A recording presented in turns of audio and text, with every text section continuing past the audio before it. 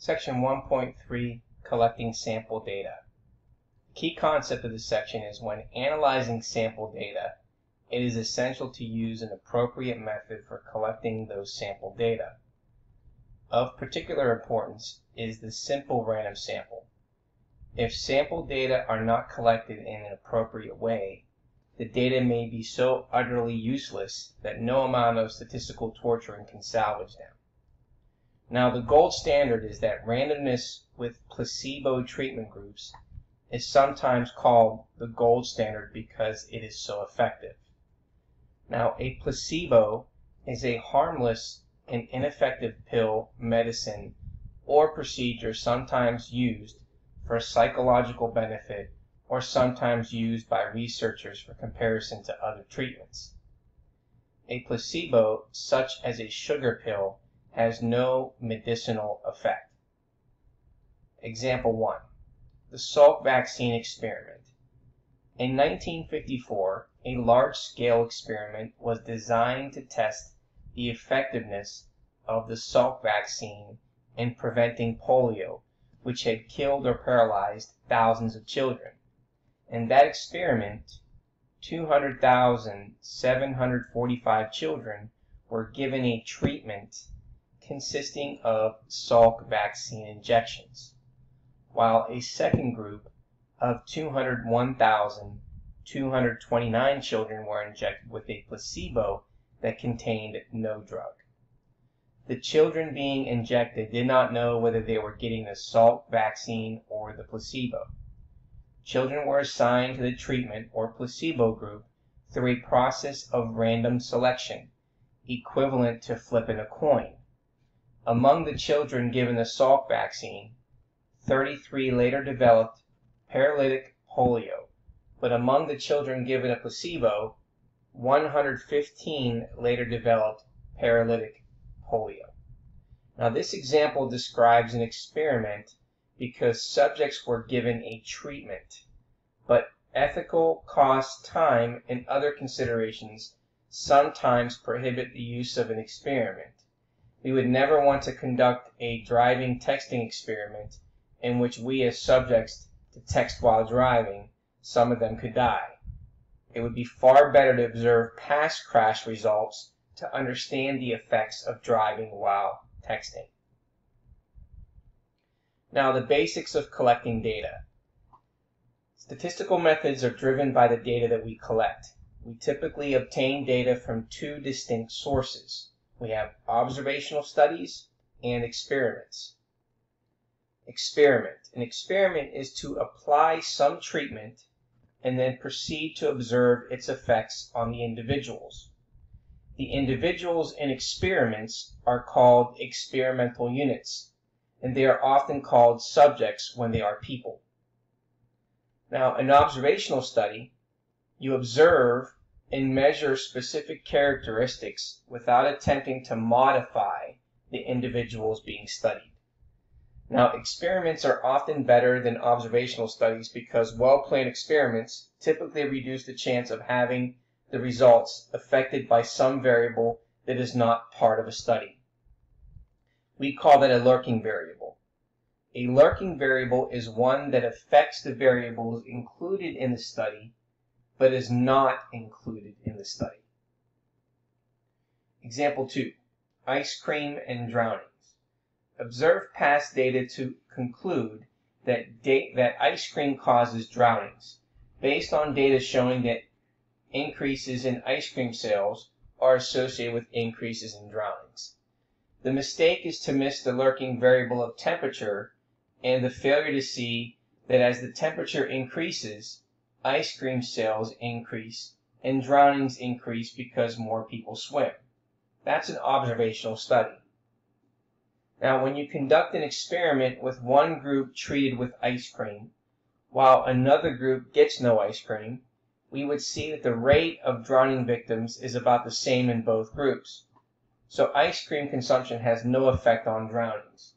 This is an experiment. So here we would see that the experiment is clearly better than the observational study. Design of experiments. Replication. This is the repetition of an experiment on more than one individual. Good use of replication requires sample sizes that are large enough so that we can see effects of treatments. Blinding. Blinding is a technique in which the subject doesn't know whether he or she is receiving a treatment or a placebo. Blinding is a way to get around the placebo effect, which occurs when an untreated subject reports an improvement in symptoms. Double-blind means binding occurs at two levels. The subject doesn't know whether he or she is receiving the treatment or a placebo, and the experimenter does not know whether he or she is administering the treatment or placebo. Randomization. This is used when subjects are assigned to different groups through a process of random selection.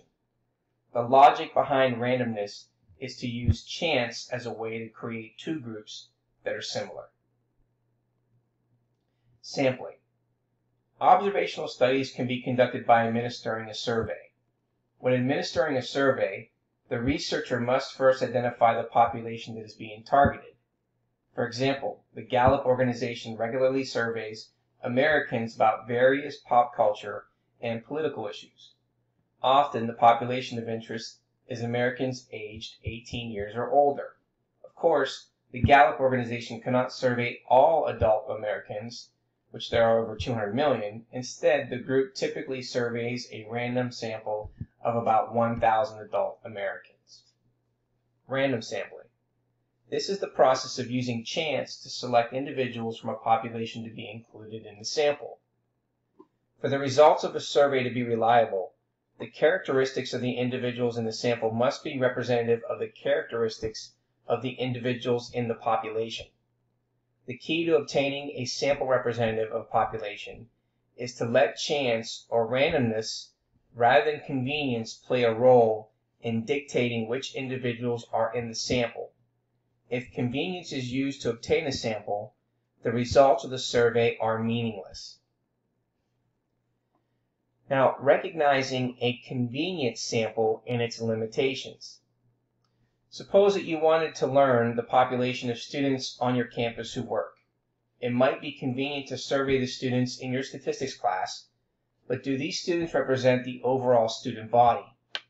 Does the proportion of freshmen, sophomores, juniors, and seniors in your class mirror the proportion of freshmen, sophomores, juniors, and seniors on campus?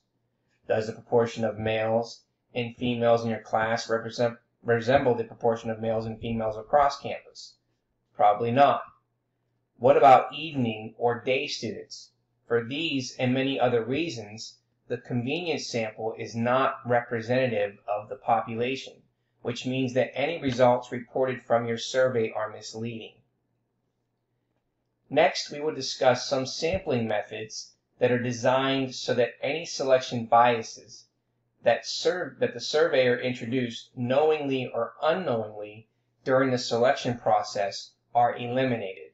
In other words, the surveyor does not have a choice as to which individuals are in the study. Now, a simple random sample of n subjects is selected in such a way that every possible sample of the same size n has the same chance of being chosen. A simple random sample is often called a random sample, but strictly speaking, a random sample has the weaker requirement that all members of the population have the same chance of being selected. So, for example, let's say that 40 students are in a statistics class, and we are going to present a particular project that all 40 students have created. So what you would do is that you would put all 40 of those names in a bag, and then you would shake the bag, and that means that every name that's selected is now having an equal chance of being chosen. That is considered a simple random sample.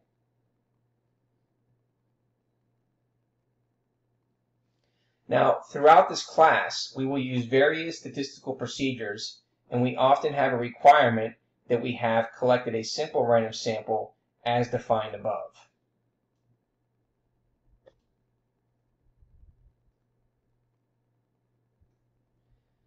Now, let's take a look at example 3. Example 3, we're going to be illustrating a simple random sample because this is one of the ones that's kind of difficult to kind of actually see. Now, Sophie has 4 tickets to a concert. 6 of her friends, Yolanda, Michael, Kevin, Marissa, Annie, and Katie, have all expressed an interest in going to the concert. Now, Sophie decides to randomly select 3 of her 6 friends to attend the concert. So, in this case here, we're going to list all the possible samples of size n equals 3 from the population of size n equals 6, since there's 6 of her friends. Now, once an individual is chosen, he or she cannot be chosen again. So what we're going to do is we're going to put numbers associated with names, just as if I would have selected students to present in the class. We're going to let 1 represent Yolanda, 2 represent Michael, 3 represent Kevin, 4 represent Marissa, 5 represent Annie, and 6 represent Katie. Okay? Now, the first thing that we're going to do is we're going to start with 1. So, if you notice here, okay, what are the options so far? Well, we know that we have 1, 2, 3. So that's Yolanda, Michael, and Kevin. And then we have 1, 2, 4. We have 1, 2, 5. And then we have 1, 2, 6. Okay, next we have now 1, 3, 2. Now, what do you notice about 1, 3, 2? Well, we already have the same combination over here, so that's why it's marked in red. Then we have 1, 3, 4, 1, 3, 5, and then 1, 3, 6. Okay, next. Now we're going to go 1, 4, 2. We already noticed that we have the same over here, 1, 2, 4, so that red means that it's a duplicate. The 1, 4, 3, again, we have a duplicate. Then we have 1, 4, 5, 1, 4, 6. Next, we got 1, 5, 2. Now, we already have a duplicate, which is 1, 2, 5. 1, 5, 3, there's also a duplicate there. 1, 5, 4, there's a duplicate there, and then 1, 5, 6. Next, we have 1, 6, 2, which is a duplicate here. 1, 6, 3 is a duplicate there. 1, 6, 4 is a duplicate, and then 1, 6, 5. Now we're going to start with 2. So we're going to go 2, 3, 1. Well, again, that's a duplicate over here. 2, 3, 4 is not a duplicate. 2, 3, 5, and then 2, 3, 6. Next, 2, 4, 1. Well, you can see here that 2, 4, 1 is a duplicate. That's why it's in red. 2, 4, 3 is also a duplicate. There's 2, 4, 5, and then 2, 4, 6. Next, we have 2, 5, 1, which is a duplicate. 2, 5, 3 is also a duplicate. 2, 5, 4 is also a duplicate, and then there's 2, 5, 6. Next, we have 3, 4, 1. Again, is a duplicate. 3, 4, 2. Again, that is a duplicate. 3, 4, 5, 3, 4, 6. Next, we have 3, 5, 1, which is a duplicate. 3, 5, 2 is also a duplicate. 3, 5, 6 is not. Next, we have 4, 5, 1, which again is a duplicate. 4, 5, 2 is also a duplicate. 4, 5, 3 is also a duplicate, and then we have 4, 5, 6. Next, we have 5, 4, 1, 5, 4, 2, 5, 4, 3, 5, 4, 6. Again, those are also duplicates, which is why it's in red. And then the last, we have 6, 5, 1, 6, 5, 2, 6, 5, 3, and 6, 5, 4, and those are all duplicates. So the ones that aren't marked in red are not duplicates. So we're going to actually put them in a table here. Okay, so here's our table. So we got these numbers. So we have 1, 2, 3, 1, 2, 4, all the way down and so on. Okay, and now what we're going to do is we're going to locate the names that represent each one. So you have Yolanda, Michael, and Kevin.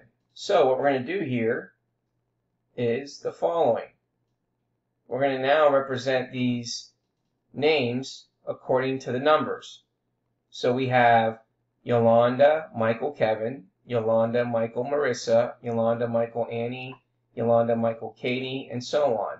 And then we would do the other ones as well. Yolanda, Marissa, Annie, and so on. So each number, again, is associated. So therefore, there is our result according to the name. So now we transfer the name in the numbers to the names. So again, going back to our information from before, the names represent qualitative data, which is categorical. We assigned it a number for us to be able to do this. Now the next question is, comment on the likelihood of a sample containing Michael, Kevin, and Marissa. So if we go and we take a look here, and we want to find out where do we find Michael, Kevin, and Marissa. So is there a Michael, Kevin, and Marissa? Okay, if we keep looking here, there's Michael, Kevin, and then Marissa. Now, are there any other ones there? Okay, so we don't see any other ones. So now, how many do we have total? Well, how many total do we have? A set of 3. We have 1, 2, 3, 4, 5, 6, 7, 8, 9, 10, 11, 12, 13, 14, 15, 16, 17, 18, 19, 20. So if we comment on the likelihood, we would say that there is a 1 in 20 chance that a simple random sample will contain these friends. And so another way of writing that is as a fraction, which is 1 over 20. So again, there's our 1 out of the 20. Other sampling methods. In addition to random samples and simple random samples, there are other sampling techniques. Systematic sampling. You select some starting point and then select every kth element in the population. So in this case here, if we're looking at these cars or vehicles, the third one becomes our starting point. And since we're selecting the sixth one, that means it's every third. That means that K would equal 3 in our example. Convenience sampling. This is using data that are very easy to get. So if you're standing in front of a grocery store and you want to survey everybody that's coming in, that's considered a convenience sampling. Stratified sampling. You subdivide the population into at least 2 different subgroups or strata. So for example, you'd have men and then you have women. That would be a subgroup strata. So that the subjects within the same subgroup share the same characteristics. Then you draw a sample from each subgroup, which is the stratum. So if we select these 3 randomly here, then this is considered the stratum here. And the same thing over here, we would select 3 from the women group. Therefore, that would be the stratum for women. Then we have cluster sampling. Cluster sampling is that you divide the population area into sections or clusters. So, for example, when you think of like this is a district, right? So you can have like 3 different districts or blocks. And then randomly select some of those clusters and then choose all the members from those selected clusters. So if we chose those 3 blocks or districts, then we would select all the members from those selected clusters. Now, how does stratified sampling differ from cluster sampling? With stratified sampling, we divide the population into non-overlapping groups, such as freshmen, sophomores, juniors, seniors. Then within each strata, we obtain a simple random sample. This is great if we wish to compare the value of the variable, such as GPA, between the various strata. Does freshmen have a different GPA from sophomores? With cluster sampling, the population is also divided, but we randomly select clusters and then survey all individuals within the cluster. So for example, suppose we wanted to find out why students enroll in 8 a.m. courses on Monday morning. You might divide the population of all 8 a.m. Monday courses into clusters. Then we obtain a simple random sample of 4 courses and survey all students in the 4 selected courses. So here's a good picture diagram of each one. Simple random sampling. If this is the population, then we select randomly here that sample. Stratified, we have the population, and then we get a strata from that population, and then we select a sample from that strata. For systematic sampling, okay, this is our population, and then we're going to pick every kth person. In this example, since we started with 2 and then 5 and 8 and 11, we selected every third person that was selected. And then for cluster sampling, let's say this is our population. Now we're going to divide and segment these all into clusters. So now we have 6 clusters. And then from those 6 clusters, we're going to select 2 clusters that are randomly selected. Now the last sampling is multi-stage sampling. What you do is you collect data by using some combination of the basic sampling methods that we discussed. So in a multi-stage sample design, pollsters select a sample in different stages, and each stage might use different methods of sampling. An example of multi-stage sampling. Consider the sample used by the Census Bureau for the current population survey. This survey requires 5 stages of sampling. Stage 1, stratified sampling. Okay? Then cluster sampling is stage 2. Stage 3 is stratified sampling. And then stage 4 is cluster sample. And then stage 5 is systematic sample. This survey is very important because it is used to obtain demographic estimates of the United States in non-census years. Details about the Census Bureau sampling methods can be found in the Current Population Survey, Design and Methodology, Technical Paper number 40. Okay, now beyond the basics of design of experiments and collecting sample data. Observational studies. The following definitions identify the standard terminology used in professional journals for different types of observational studies. Types of observational studies. Cross-sectional. This is when data are observed, measured, and collected at one point in time, not over a period of time. Retrospective or case control study. This is when data are collected from past time period, going back in time, through examination of records, interviews, and so on. Prospective, or we usually call this cohort study. This is when data are selected in the future from groups sharing common factors called cohorts. So for example, if you have freshman students that are sociology majors, and then you follow that group until they graduate, then that would be considered a cohort, and that would be the prospective study. Confounding occurs when we see some effect, but we can't identify the specific factor that caused it. Try to plan the experiment so that the confounding does not occur. So here is sort of a concept map here. Observational study, observe and measure but do not modify. Now, when are the observations made? Well, one is past period of time. Retrospective study or case control, going back in time to collect data over some past period. Or at one point in time, cross-sectional study. Data are measured at one point in time.